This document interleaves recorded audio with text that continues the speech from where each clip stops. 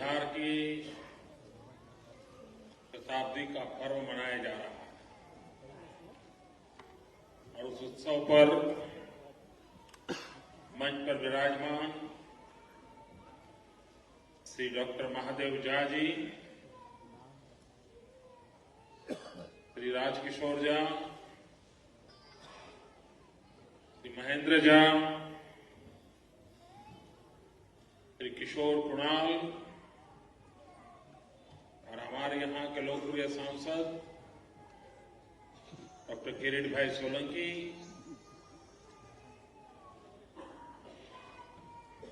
सभी वरिष्ठ महानुभाव, मुझे डॉक्टर महादेव झा बता रहे थे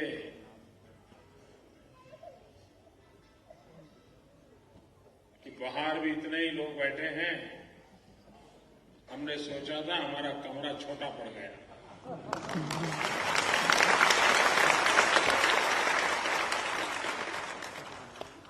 अब चिंता मत कीजिए, गुजरात का दिल इतना बड़ा है,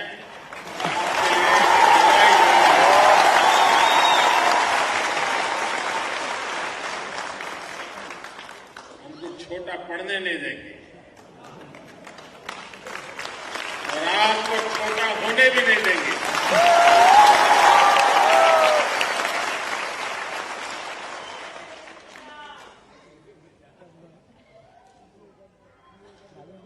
मित्रों, हम बचपन से राष्ट्रीय स्वयंसेवक संघ के कार्यकर्ता रहे।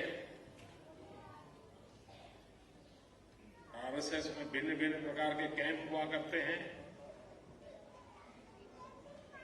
एक बार हमारा कैंप था नागपुर में महीने भर का।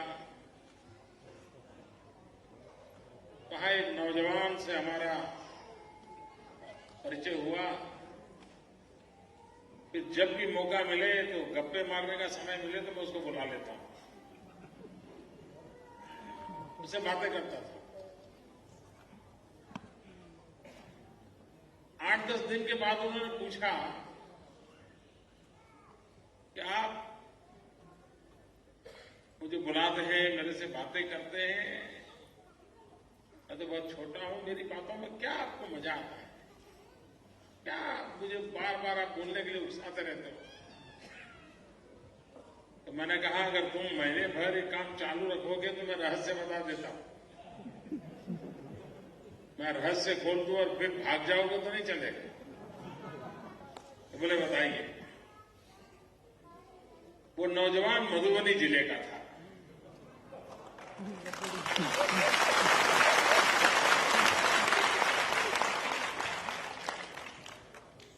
और मैंने अपने जीवन में इतनी मधुर भाषा पहले कभी सुनी नहीं।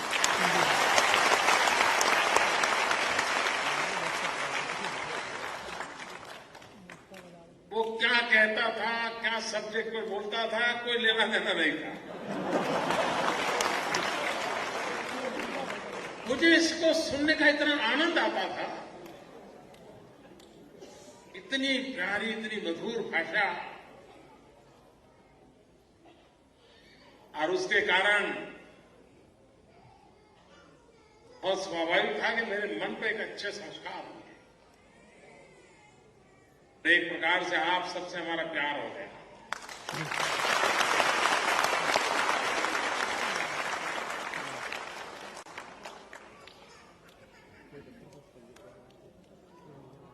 जो मूल बिहार के हैं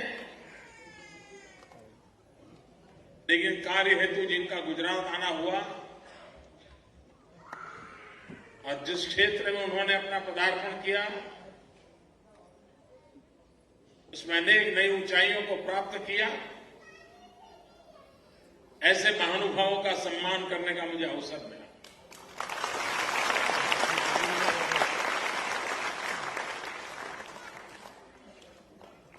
मित्रों, जो लोग जीवन में ऊंचाइयों को प्राप्त करते हैं उनके लिए सम्मान बहुत बड़ी चीज नहीं होती। ये सहज होता है उनके जीवन में। कभी यहां तो कभी वहां, कभी न कभी तो सम्मान होता रहता है। लेकिन सम्मान में भी बहुत फर्क होता है।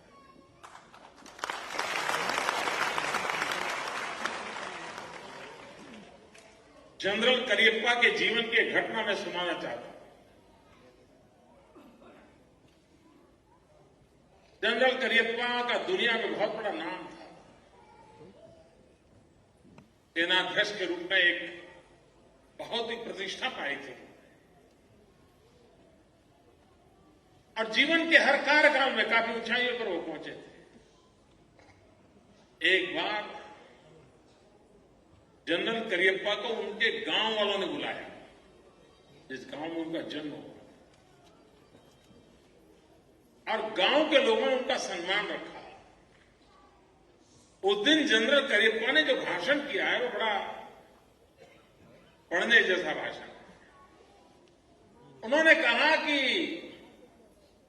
मैं एक ऐसे पद पर रहा हूं कि जहां हजारों बार दिन में सलाम होती है, जहां जाऊं वहां लोग सीना तान करके सैल्यूट करते हैं। दुनिया के जिस देश में जाता हूं उस देश के बड़े बड़े लोग मुझे सलाम करते हैं। मैंने गौरव और सम्मान बहुत देखा, लेकिन मुझे पहली बार अपनों के बीच, अपने खेत खलिहान से जुड़े हुए लोगों के बीच, गांव के मेरे अपने लोगों के बीच, इतनी छोटी सी संख्या के बीच में जो मेरा सम्मान हो रहा है, उसका मैंने आनंद इसके पहले कभी अनुभव नहीं किया।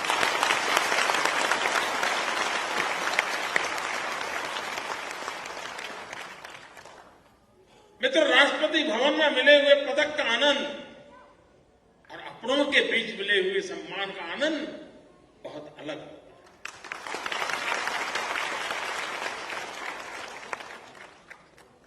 अपनों के बीच जिनका सम्मान हुआ है, वो सम्मान बहुत बड़ी ऊंचाई होती है। मैं जिनका सम्मान हुआ है उन सबका बहुत बहुत अभिनंदन करता हूं।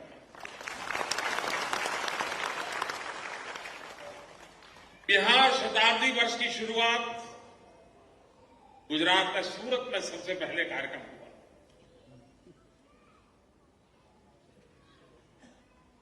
बिहार से कई महानुभाव उसमें आए थे। मूल बिहार के और देश में गणमान्य स्थान पर जो पहुंचे हैं, ऐसे विशिष्ट नागरिकों का सम्मान भी वहां किया गया और मुझे उस समारोह में शरीक होने का सौभाग्य प्राप्त हुआ। और तब जो लोग आए थे, उन्होंने अपने भाषण में कहा था कि अब तक कोई 5 कार्यक्रम वो करके आए थे। तो वो कह रहे थे बिहार शताब्दी वर्ष के अब तक के जो 5 कार्यक्रम हम करके आए हैं, उसमें सूरत में जो कार्यक्रम हुआ वो अब तक के सबसे बड़े कार्यक्रमों में बिहार का कार्यक्रम था।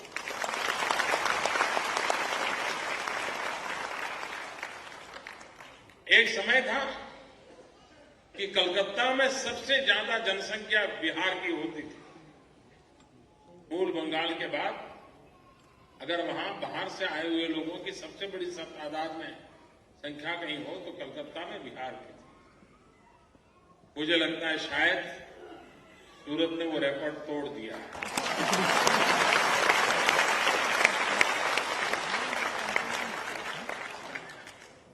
आज सबसे ज्यादा बिहार के लोग किसी एक शहर में शायद रहते हो, संभव है वो सूरत होगा।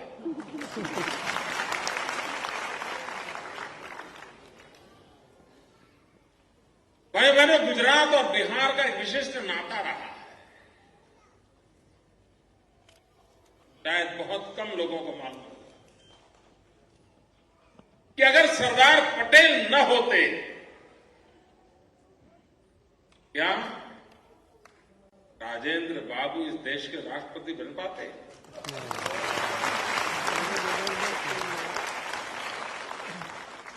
ये इतिहास का वो पृष्ठ है जिसको इन दिनों तो कोई उजागर करने का साहस नहीं करता है। पंडित नेहरू की पसंद कुछ और थी। सरदार साहब की पसंद डॉक्टर राजेंद्र प्रसाद थे।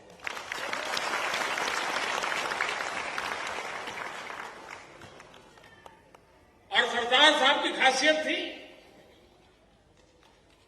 चीजों को कैसे करवा लेना। अगर वो कौशल्य न होता, इतने राजे रजवाड़े इतने कम समय में एक ही रस नहीं हो सकता।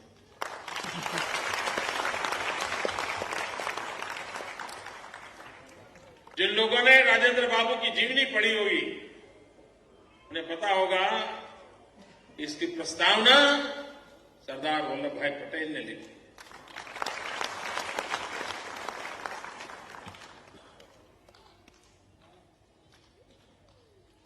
मित्र एक चाणक्य हो गए जिन्होंने उस समय छोटे छोटे छोटे राजघरानों को इकट्ठा करके एक सम्मान का संघर्ष, स्वतंत्रता का संघर्ष लड़ा सदियों पहले।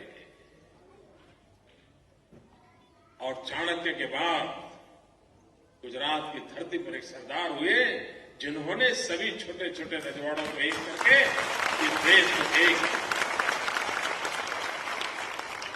देश को एक करने का काम कभी चाणक्य ने किया था, जिसका जन्म बिहार की धरती पर हुआ था, और दूसरे सरदार ने किया था जिसका जन्म गुजरात की धरती पर हुआ।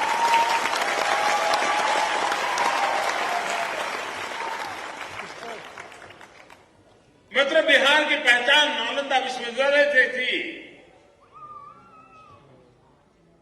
आज भी शिक्षा की ऊंचाइयों को देखा जाए तो दो नाम सदियों पहले के प्रमुख रूप से आते हैं।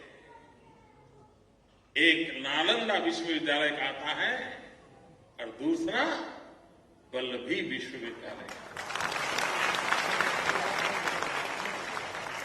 एक ही समय काल था, एक पूरब में था तो दूसरा पश्चिम में था, एक बिहार में था तो दूसरा गुजरात में।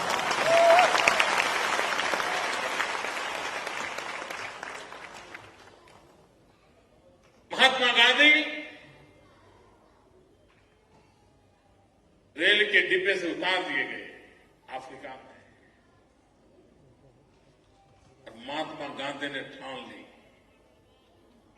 इन गोरे लोगों ने मुझे डिब्बे से उतारा है, मैं उन्हें हिंदुस्तान की धरती पर से उतार दूंगा।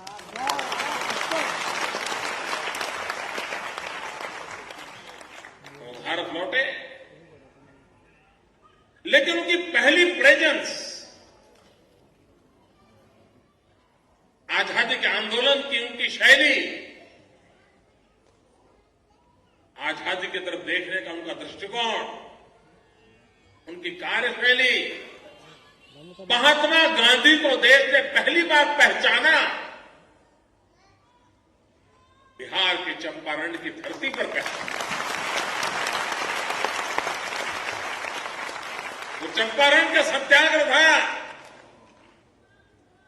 जिसने अंग्रेजों को सोचने के लिए मजबूर किया, ये क्या हो रहा है, समझ नहीं आ रहा था। तो लाठी चलाए, गोली चलाए तो रास्ता सूझता है, लेकिन वो आके खड़ा हो जाए, मारिए जितना मारना मैं खड़ा हूं, तो कोई क्या करे।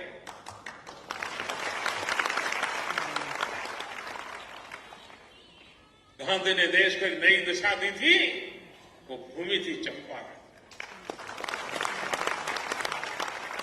एक गुजरात का सपूत बिहार की धरती पर गया था और वहां से स्वराज्य के लिए एक आंदोलन की ज्योत प्रकट की थी।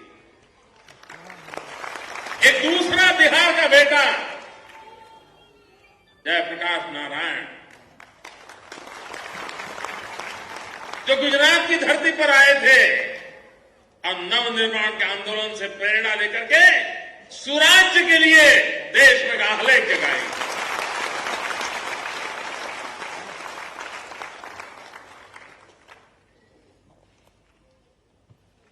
एक सरदार पटेल थे जिन्होंने बिहार के राजेंद्र बाबू को राष्ट्रपति बनवाया था, और एक बिहार के जयप्रकाश जी थे जिन्होंने गुजरात के मोरारजी भाई को प्रधानमंत्री बनाया।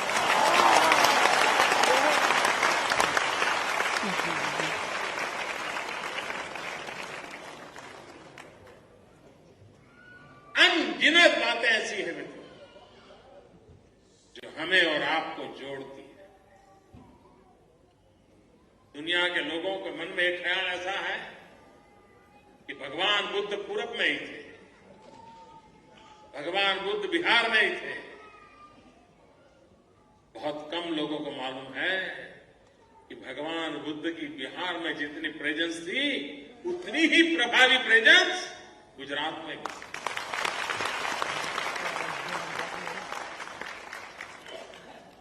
और हम तो उन भाग्यवान लोगों में हैं जिनको एक्सकेवेशन के दौरान खुदाई के समय पुरातत्व विभाग को वो सोने की डिबिया मिली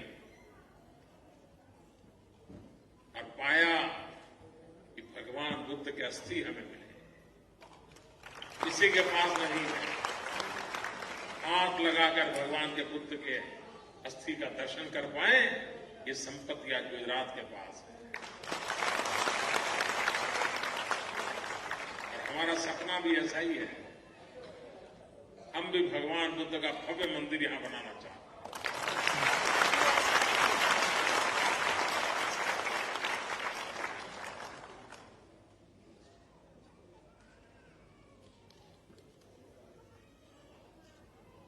तो पितृ श्राद्ध के लिए लोग जाते हैं गया जी,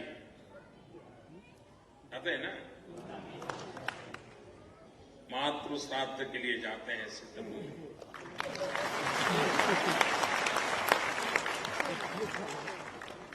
आप देखिए नाता कितना अजब है, कितना जोड़ता है हमें। मित्र भगवान महावीर तीर्थंकर, उसका सबसे ज्यादा प्रभाव अगर किसी क्षेत्र में है तो आज भी गुजरात की धरती पर।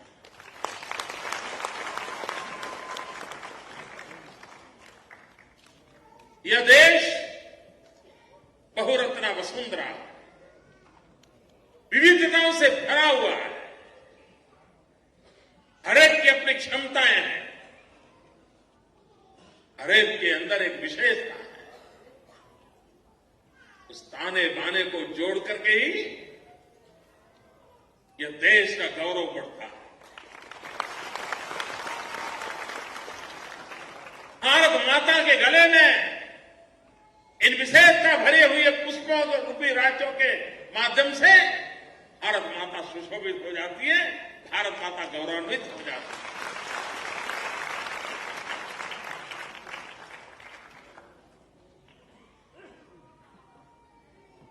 तो हमारी भूमिका रही है सबका साथ, सबका विकास।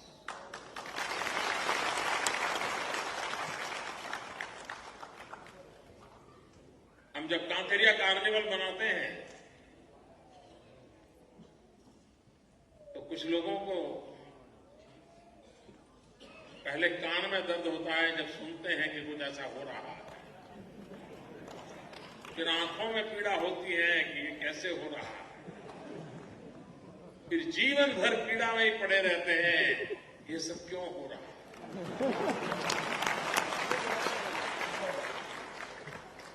लेकिन जो आलोचना करने वाले लोग हैं, हर चीज में राजनीति की देखने का प्रयास करने वाले लोग हैं, उनको इस बात का अंदाज नहीं है कि अहमदाबाद म्युनिसिपल कॉर्पोरेशन जब कांकरिया कार्निवल करते हैं तो एक दिवस भारत एकता दिवस उस वक्त मनाया जाता है और अहमदाबाद में बसने वाले सभी राज्यों को अपने अपनी वेशभूषा में उनको निमंत्रित किया जाता है और कांकरिया के किनारे पर एक लघु हिंदुस्तान का निर्माण करके भारत की एकता की अनुभूति की जाती है।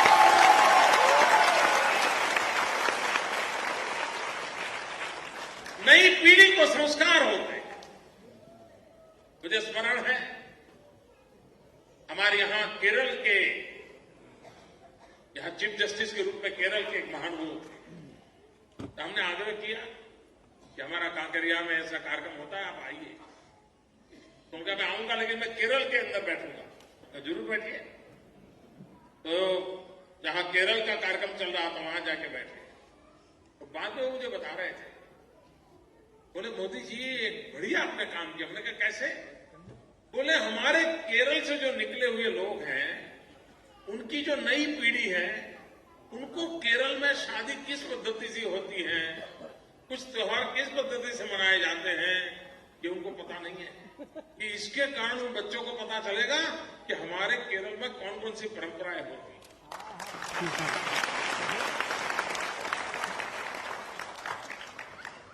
आप बिहार से आए हो, गुजरात में रहते हो, आप 100% गुजराती हो चुके हो, तो भी हमारी कोशिश है कि आपके पूर्वजों को न भूले, आपकी परंपराओं को न भूले, आपके आचार व्यवहार को न भूले। यही तो हमारी विशेषता है, यही तो हमारी समृद्धि है। और ये एक राज्य ऐसा है कि जो आपकी परंपराओं को पनपाने के लिए प्रयास करता रहता है।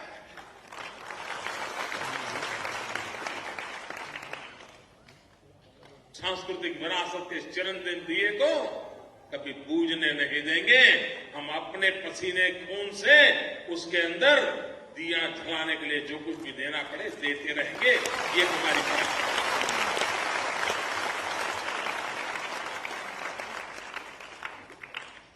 और इस देश में, इतने बड़े देश को सरदार पटेल साहब जैसे महापुरुषों ने एक करके हमें दिया है, तो हमारा दायित्व बनता है कि हमारे देश के किसी भी भूभाग को ऐसा नहीं लगना चाहिए कि मैं यहां कहीं पर आया। कभी नहीं लगना चाहिए।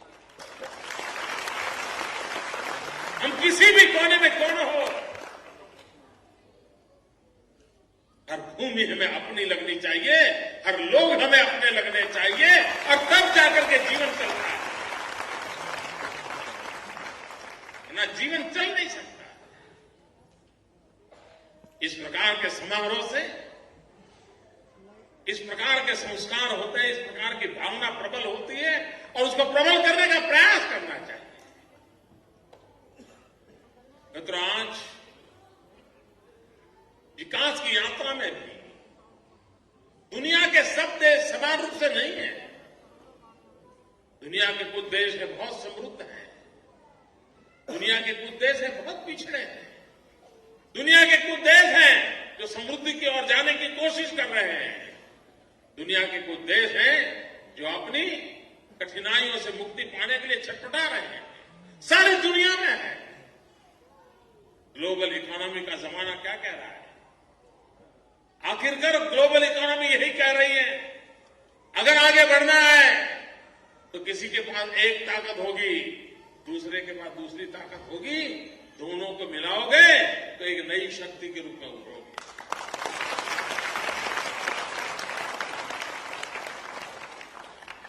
अब हमारे गुजरात के पास आयरन और नहीं है,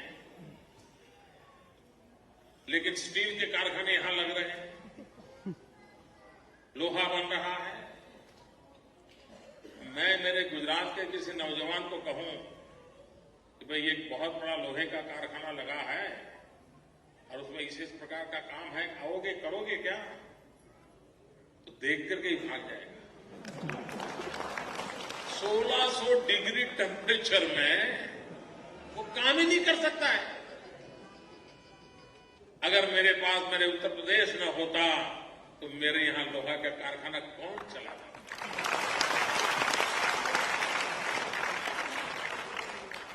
हर एक का अपना एक सामर्थ्य होता है। मेरे गुजरात के भाई कितने ही पैसे क्यों न हो, बढ़िया से बढ़िया डायमंड क्यों न लाए हो, एक एक डायमंड एक एक से बढ़कर एक एक मूल्यवान क्यों न हो, लेकिन मेरा बंगाल का भाई यहां आकर के उसमें से अगर गहने नहीं बनाता तो डायमंड कहां शोभा देने।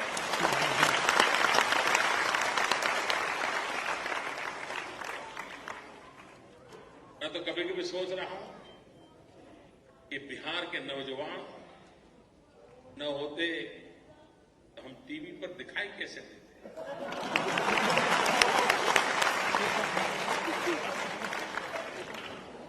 आप कोई भी टीवी चैनल उठा लीजिए, कोई भी किसी भी भाषा की, उस क्रू में आपको 80% बिहार के नौजवान मिलेंगे। पूरा कब्जा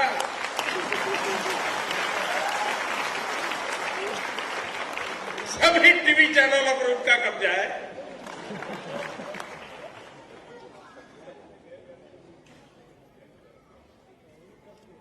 पत्रकारिता जगत में देखिए, लेखन में देखिए, साहित्य में देखिए, एक से बढ़कर एक बिहार में हम टैलेंट की अनुभूति करते हैं।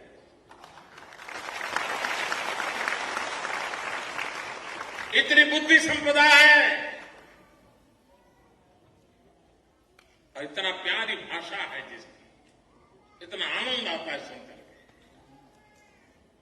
अब तो मुझे खुशी है, पूरा बिहार जो मनोरंजन प्राप्त करता है भोजपुरी फिल्मों से, तो ज्यादातर फिल्में मेरे गुजरात में बनती हैं।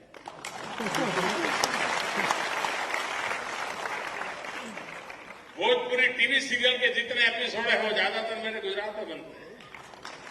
और अब तक तो उनके जो साथी कलाकार होते हैं, मेन कलाकार के सिवाय, वो ज्यादातर हमारे बच्चे रोल कर लेते हैं।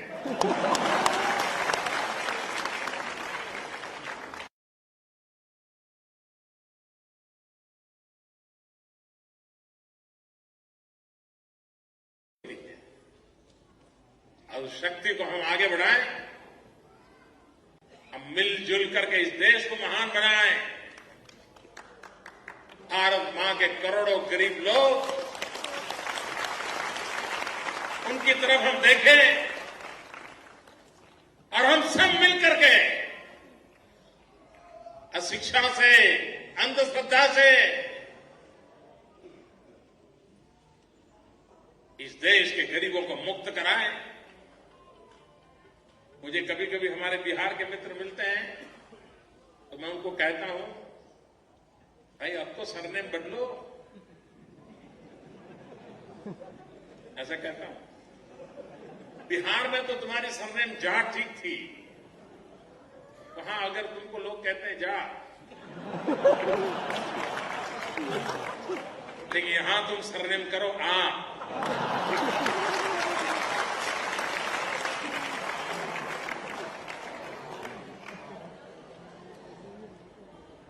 मेरे हाथ तो बदल जाओ, हमें मंजूर नहीं आपको जा कहना। हम कतई गलती से नहीं कहेंगे जा, नहीं कह सकते, हम कहेंगे आ। ये गुजरात आपका है।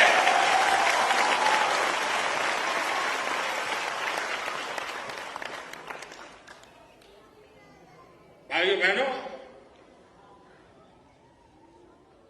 डॉक्टर महादेव जी जब मुझे निमंत्रण देने आए, मैंने कहा बिल्कुल तय करके आए हो ना।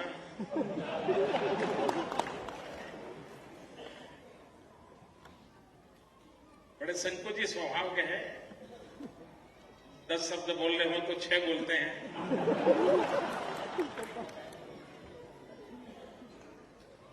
मेरा सवाल ज्यादा समझ नहीं पाए, मुंडी हिलाई। मैंने कहा संकोच मत कीजिए, मैं जरूर आऊंगा। फिर वो कहने लगे कि यहां 10,000 परिवार हैं, लेकिन हम यहां जो विशेष करके ऑफिसेज और प्रोफेशनल क्षेत्र में लोग हैं, उन्हीं को इकट्ठा कर रहे हैं। देखा ठीक है, आपके घर में इकट्ठा कर रहे हो क्या? क्योंकि मुझे लगा 25-50 का कार्यक्रम करना चाहते हैं। नहीं बोले, हम सभागृह में करेंगे। मैंने कहा छोटा हो या बड़ा, मुझे उससे लेना देना नहीं है। बिहार मेरा अपना है, मैं जुड़ा गया।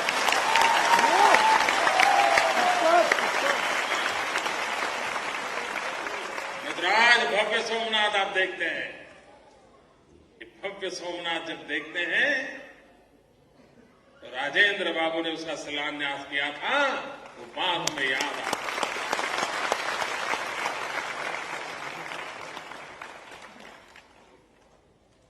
हर पल हम आपसे जुड़े हुए। इस विकास के अंदर अगर पसीने की महक देखोगे तो उस पसीने की महक में गुजरात का पसीना कौन सा, बिहार का पसीना कौन सा, कोई अलग नहीं कर सकता। हम भारत मां के संतान हैं। मां के दूध में कभी दरार नहीं हो सकती। मां के दूध में दरार नहीं हो सकती। मां का दूध कभी फट नहीं सकता।